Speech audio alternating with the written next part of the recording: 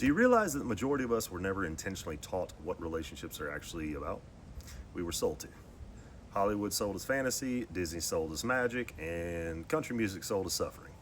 But nobody ever taught us the structure. Nobody taught us the mechanics. Nobody taught us how relationships actually work. I want to give you something right now, and if I deliver it clearly, I think it will change the way you see every relationship in your life. Not just romantic ones, all of them. Friendships, family, business, even the relationship you have with yourself. This is a framework, a way to get more of what you want and less of what you do not want. And a way to potentially communicate to someone new so you can see if a real relationship is even possible. Let me start with the aerial view. A relationship is like a game of volleyball. There is one player on each side. There's a parameter that says this is my side, this is your side. There's a net between us. That net is the boundary. You do not run under that boundary. There's a ball being tossed back and forth. That ball is value, attention, affection, presence, honesty, reliability, everything meaningful that keeps the connection alive, okay? And here's the truth that most of the time people never learn. The game only exists as long as the ball is returned.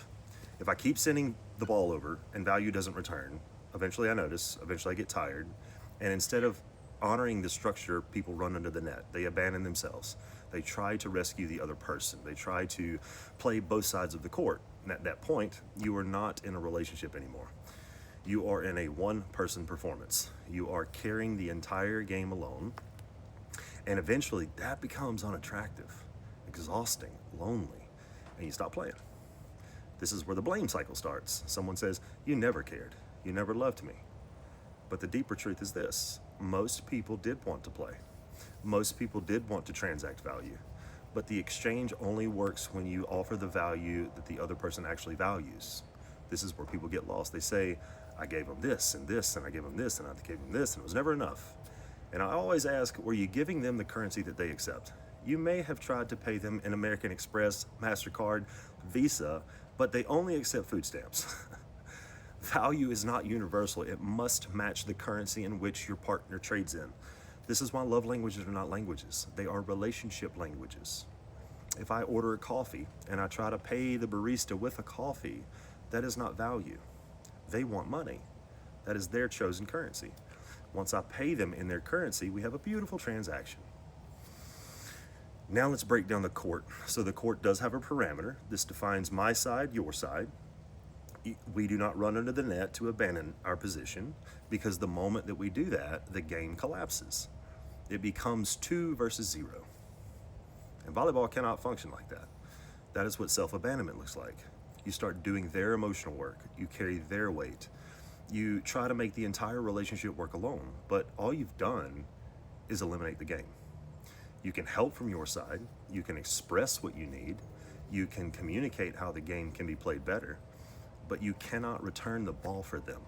You cannot play their role. The net is the boundary.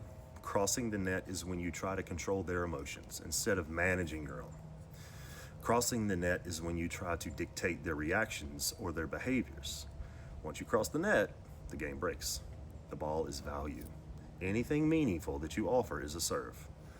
And here's the part that nobody taught us. The goal of the game is to transact value. 2 people step onto the court because each one believes the other has something worth returning the ball for. If one person gives all the value at once, the game ends. If one person never returns it, the game ends. The only thing that keeps the connection alive is value moving back and forth. And modern relationships make this even more confusing. Relationships today are not based on survival. 100 years ago and before, you needed someone to survive. Today, people say, I don't need no man, I don't need no woman, I want one. And they're right. Thriving relationships are built on want to, not have to. That means you keep having to sell someone on why they should keep coming back and play with you. You do not get access to someone just because you used to have access. If you mismanage the game, if you offer more of what they don't want, less of what they do, or make the game harder instead of easier, their desire to keep coming back and play shrinks. People stay where they feel the game is meaningful. People leave when it feels miserable. So here's the identity shift. We think we're the player, but we're not. We are the coach. The player is the role that we act out. partner, parent, friend. But the coach is the one watching, the one noticing, the one breathing life into the role. And I want you to understand this deeper. I'm trying to get you to separate yourself from the pawn on the chessboard. You're not the pawn. You're not the knight. You're not the rook. You're not the bishop. Just like you are not the volleyball player, you are the one that notices the player. You are the one that sees all of the matches that you're playing in your life. There's multiple matches. Your romantic match, your parenting match, your professional match, your friendship match, each requiring different skills, different timing, different types of value exchange. You are the coach. You are the one that tells the player not to run into the net. You guide the player through fear and anxiety. You notice when better skills are needed. You know when it's time to listen and when it's time to speak. You stay conscious so the player doesn't lose themselves in the match. This is self-mastery, stepping out of the human doing and returning to the human being, the awareness behind it all. People will destroy their self-worth when they judge themselves by a single game. If they don't want me, I'm not enough. If they leave, I'm too much. If the ball stops coming back, everyone abandons me. But listen, a failed game does not mean a failed human. You, the coach, are untouched by one difficult match. Here's the final shift. You are not looking for love in a relationship. You are love. You are the bright, conscious awareness, the human being, breathing love into the role of the human doing. What you are looking for is someone willing to transact value with you, to move the ball back and forth, to keep the game alive. When someone stops returning the ball, it doesn't always mean they stop loving you. It means they no longer want to transact value with you. Love is internal. Value is behavioral. And here's something people forget. You are not just asking someone to return a ball. You're asking them to step into their role with reverence. That is the celebration of the role, not the compensation of it. To revere someone is value. To be revered is value. To hold the role with intention and presence is value. And none of this works unless you're conscious of the responsibility to play your role as reverence and honor theirs the same.